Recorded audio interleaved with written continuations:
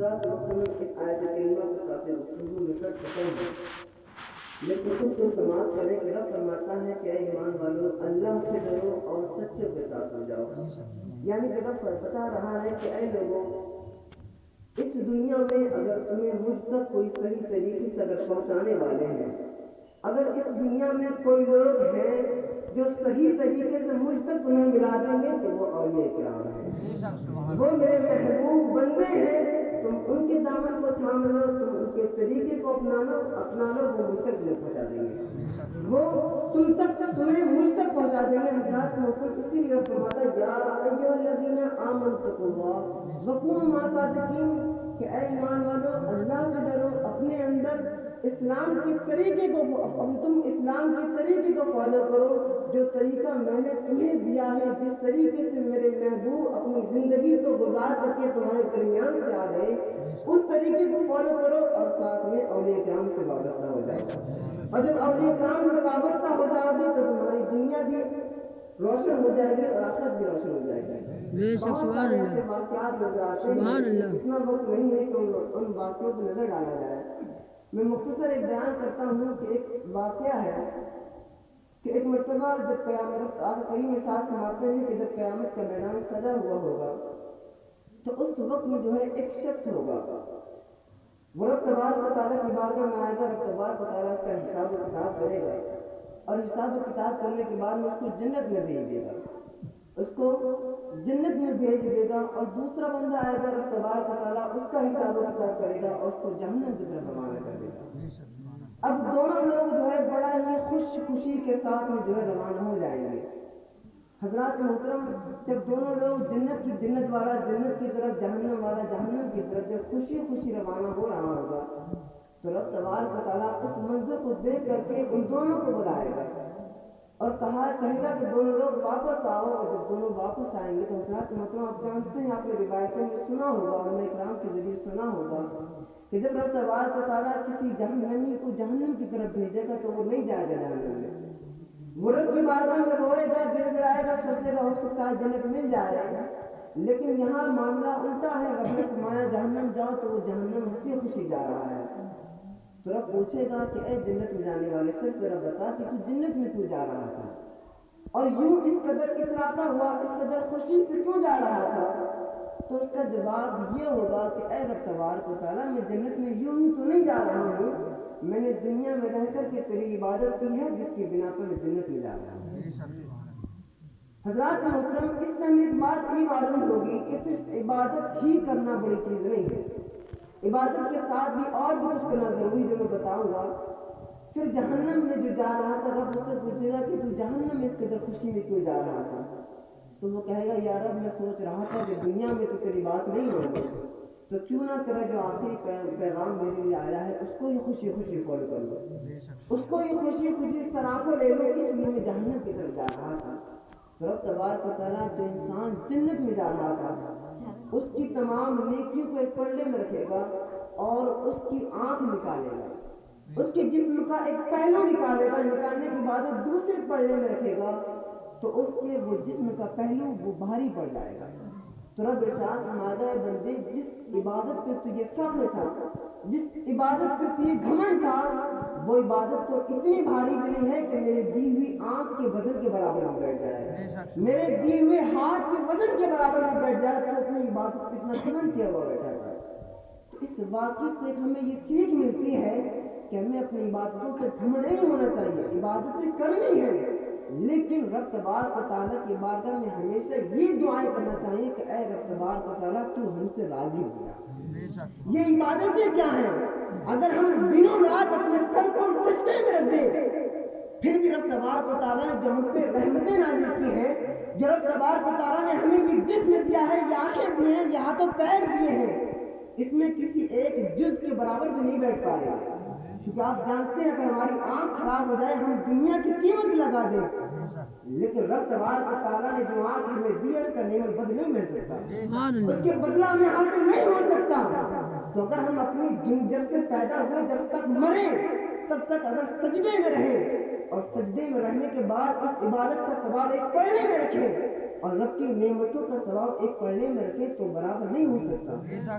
تو معلوم یہ سمجھنا یہ چاہیے کہ رب تبارک و تعالیٰ کی عبادتیں کرنا ہے لیکن گھمنڈ نہیں کرنا ہے, لیکن اس میں اترانا نہیں ہے. اور عبادتوں کے بعد جو رب فرما رہا ہے وہ کام کیا ہے؟ رب فرماتا ہے مع الصادقین, سچوں کے دامن سے وابستہ ہو جاؤ. کیوں؟ کیونکہ جب سچوں کے دامن سے وابستہ ہو جاؤ گے اور یہ اکرام کے دامن کو تھام لو گے تو کل قیامت کے دن اگر تمہاری عبادتوں میں کوئی کمی لازم ہوگی, اگر تمہیں رب تبارک و تعالیٰ کو راضی کرنے میں کوئی کمی پیشی ہو جائے گی تو یہ سچے تمہارا ہاتھ تھام کر کے تمہیں جنت کی طرف لے جائیں گے. یہ سچے رب کی بارگاہ میں گرنے آئیں گے, شفاعتیں کریں گے اور تمہیں جنت کی طرف لے جائیں گے. اور اگر تم صرف اپنی عبادتوں پہ گھمنڈ کرتے رہ جاؤ گے کہ ہم تو نمازیں پڑھتے ہیں, ہمیں 11ویں سے کیا مطلب, ہم تو نمازیں پڑھتے ہیں, ہمیں 70ویں سے کیا مطلب, ہم تو نمازیں پڑھتے ہیں, ہمیں خواجہ غریب نواز کی 6ویں سے کیا مطلب, یاد رکھنا تمہاری نمازیں, تمہاری عبادتیں تاک میں رکھی ہوئی ہیں. رب فرماتا یا ایھا الذین آمنوا اتقوا اللہ وکونوا مع الصادقین, ایمان والو اللہ سے ڈرو اور سچوں کے ساتھ ہو جاؤ.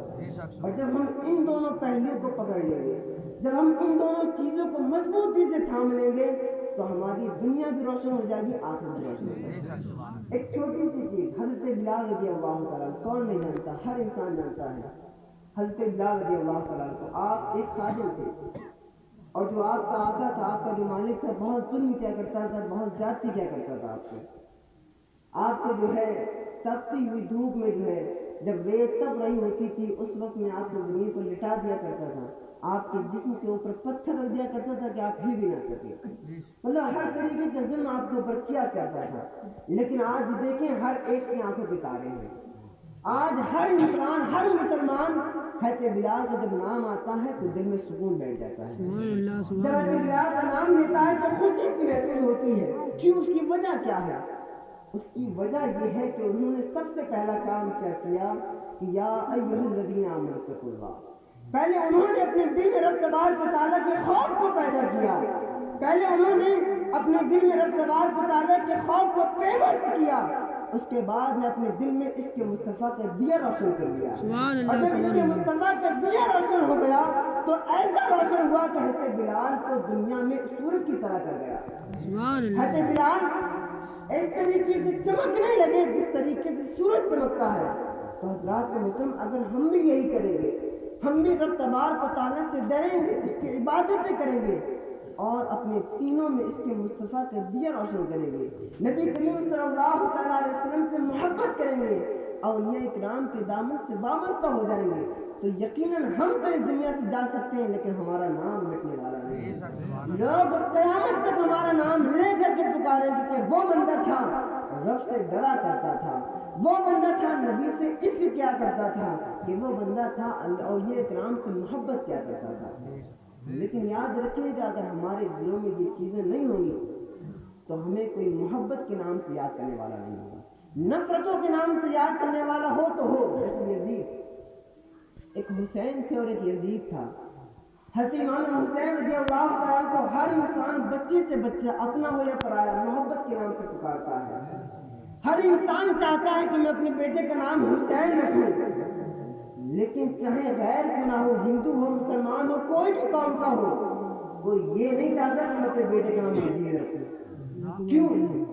کہ اس کے دل میں جو ہے ایسی نحوست پیدا ہو گئی تھی.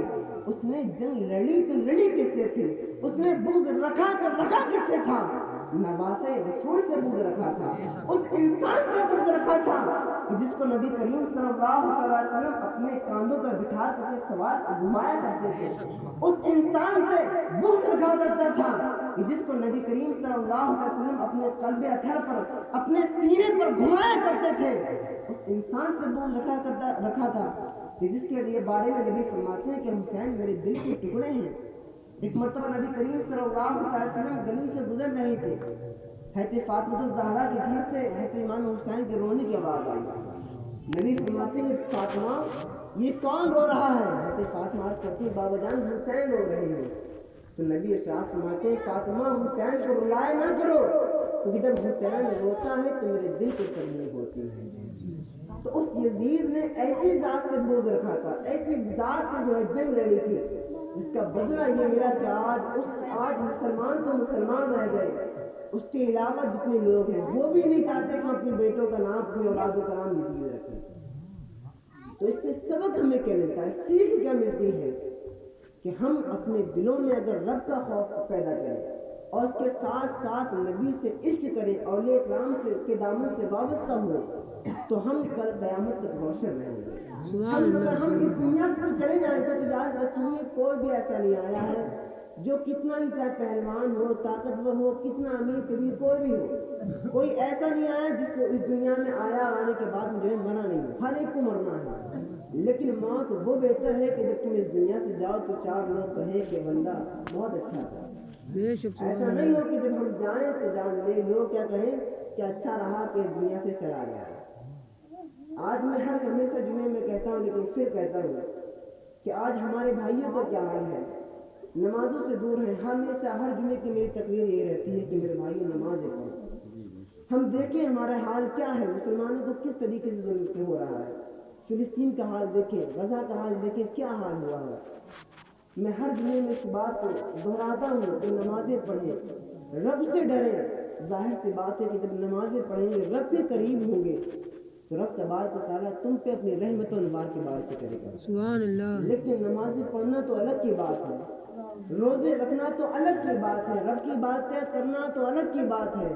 چوراہوں پر بیٹھ کر کے ایسی ایسی گفتگو کر رہے ہوتے ہیں کہ پتا بھی نہیں کب ایمان سر ہو جائے۔ نبی کریم صلی اللہ علیہ وسلم نے فرمایا تھا کہ ایک زمانہ ایسا آئے گا کہ لوگ اپنے گھروں سے مسلمان نکلیں گے، اپنے گھروں سے جب نکلیں گے تو وہ ایمان والے ہوں گے، لیکن جب داخل ہوں گے تو اسلام سے خارج ہو چکے ہوں گے، ان کے سینوں سے جو ہے اسلام جو ہے کھینچ لیا گیا ہوگا، سلب کر لیا گیا ہوگا۔ اور یاد رکھیے میرے بھائی، وہ زمانہ کوئی اور زمانہ نہیں، وہ یہی زمانہ ہے، بے شک، کیونکہ ہمارے درمیان میں علم کی بہت کمی ہے۔ ہم علم تو سیکھنا چاہتے نہیں ہیں، نہ ہم علم سیکھنا چاہتے ہیں، نہ علم والوں کے درمیان میں بیٹھنا چاہتے ہیں، دونوں چیزوں سے دور ہیں۔ تو نبی نے کیا فرمایا تھا کہ ایک زمانہ ایسا آئے گا کہ لوگ اپنے گھروں سے ایمان والے نکلیں گے، لیکن جب داخل ہوں گے تو کیا حال ہوگا کہ ایمان ان کا سلب کر لیا جائے گا۔ اور وہ حال یہی ہے کہ آج ہمارے نوجوان بھائی اپنے اپنے چوراہوں پر بیٹھ کر کے وہ گفتگو کر رہے ہوتے ہیں، ان مراحل پہ، ان چیزوں پہ گفتگو کر رہے ہوتے ہیں کہ جن چیزوں پہ علماء کرام کو بھی منع کیا گیا ہے، جن موضوع پہ علماء کرام کے لیے بھی کہا گیا ہے کہ آپ اپنی زبانوں کو خاموش رکھیں، لیکن ہماری عوام اللہ ماشاء اللہ ان پر گفتگو کر رہی ہوتی ہے۔ تو میرے بھائی نمازیں پڑھیں، روزے رکھیں، کم سے کم پہلے اپنا ایمان بچائیں۔ رب فرماتا ہے کہ پہلے اپنے آپ کو جہنم سے بچاؤ، قوا انفسکم واہلیکم نارا، کہ پہلے اپنی جانوں کو جہنم سے بچاؤ، پھر اپنے گھر والوں کو۔ اب جب اپنے گھر والوں کو بچا لو پھر بستی والوں کو بچاؤ۔ اب ہم نہ تو خود کو جہنم سے بچا رہے ہیں، نہ اپنے گھر والوں کو جہنم سے بچا رہے ہیں، اور طرح طرح کی گفتگو کرنے کے لیے چوراہوں پر بیٹھ جا رہے ہیں۔ تو رب تبارک و تعالیٰ کے حکم پہ عمل کریں کہ قوا انفسکم واہلیکم نارا، پہلے اپنے آپ کو جہنم سے بچائیں، پھر اپنے اہل خانہ کو جہنم سے بچائیں، پھر بستی کی طرف آئیں۔ اللہ تبارک و تعالیٰ کی بارگاہ میں دعا کروں گا کہ رب تبارک و تعالیٰ میرے بولنے میں کسی طرح کی خامی ہو تو معاف فرمائے۔ بس اتنا نہیں ہے، ہم سب کو اس پر اپنے کو عمل کرنے کا توفیق عطا فرمائے اور نماز پڑھنے کا ذوق و شوق عطا فرمائے۔ آمین۔